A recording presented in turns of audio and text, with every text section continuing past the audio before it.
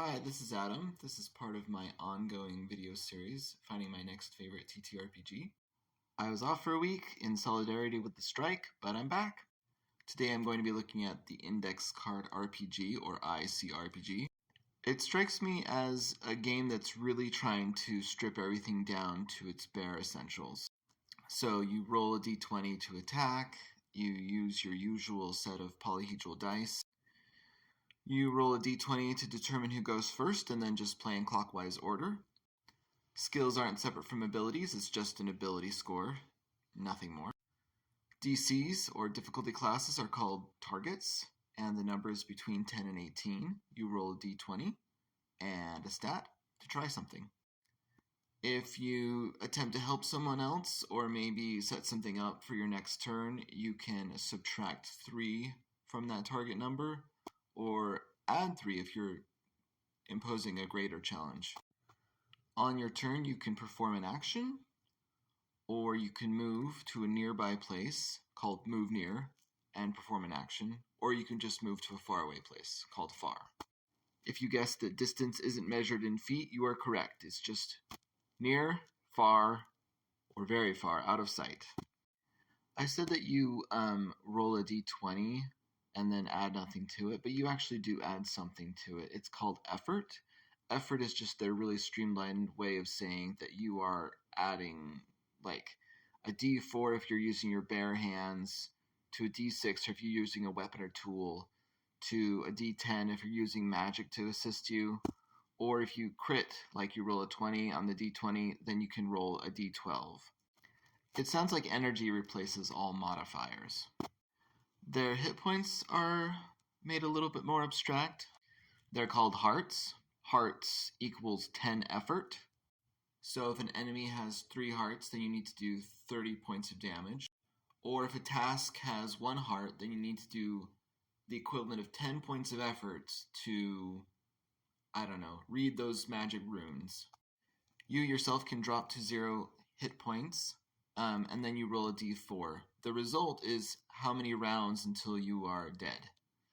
The only way to get around that is to get some outside help or roll a 20 on the d20. At any time, you can sacrifice your turn to roll to recover hit points, so that's nice. Or if you're the altruistic sort, you can use magic or first aid to assist someone else. It's a d10 restored for magic and a d6 restored for first aid. When an enemy attacks, the players roll to defend themselves. The monster or the DM doesn't roll. When making a character, you have a pool of 6 points, and you can spend those however. You can put them all in one stat, say strength, put a 6 there. Or you can put 1 point in strength, dexterity, constitution, intelligence, wisdom, and charisma each and become a generalist. Those stat names will be pretty familiar to you if you've played D&D at all. But there are no stat modifiers, it's just that score, a number between 1 and 6. Instead of giving out inspiration, the GM can hand out a hero coin. You can only have 1 hero coin at a time. You can do 3 things with a hero coin. You can re-roll any die roll, you can add a d12 to any roll, or you can hand it to another player. There's no default setting or even genre for ICRPG. It depends on what you want. They do have kind of quick setting guides that have different names, like their fantasy setting is called Alfheim. And if you play in that fantasy setting, the classes are warrior, hunter, shadow, bard, mage, or priest. The spells are divided up into 2 categories, intelligence-based and wisdom-based, and it looks like the vast majority of them are all a single sentence. So very light rules for spells. You also have to pick a life form. So in the fantasy setting, you can be a human, elf, dwarf. There's also something called a Gerfblin, which kind of looks like a goblin. But they dip into a little bit of bioessentialism because they say that all Gerfblins are honorable and make blood vows. I think one of the things I liked most about this game is the section they have for GMs. There's some really solid advice here. Like, I love this little graphic. This is the heroes. This is what they want. And this is what stands between them. And I think so many adventure paths start because of this idea, right? They're here, they want to ascend to heaven and defeat the gods. This is what stands between them. Or they're here and they want to recover the blacksmith's daughter, and this is what stands between them. Like, you can, just thinking in these terms sets up so much. Here's a graph for story architecture, and I love this idea. It really gives GMs a grasp on how to make their own exciting adventure paths. So much better than just having a bunch of hardcover adventures and not really understanding how to build one yourself.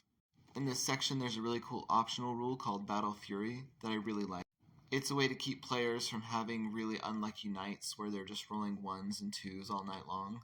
Basically, you just put a d6 in front of you with the 1 facing up, and then every time you miss, you turn it to the 2, and then the 3, and so on.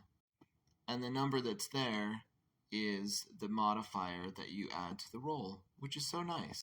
Even if you're not going to ever play Index Card RPG, I would still pick up this PDF. It's free on D20. I think it's called their free Kickstart rules. And just read the GM section, because it's a treasure mine. As I said before, there's a little bit of bioessentialism, but because this is so modular and because Alfheim isn't an integral part of the game, you can probably just cut all that out and make up your own. There's also sanity damage, which is explained in the GM section, and I don't really like stuff like that. I think I would cut that out entirely for me. If you're not into a fantasy setting, there are 4 other settings that you can use. Warp Shell, which is starships. Ghost Mountain, which sounds like a spooky western. And Vigilante City, which is about mutant crisis in the near future. And then Blood and Snow, which is about survival.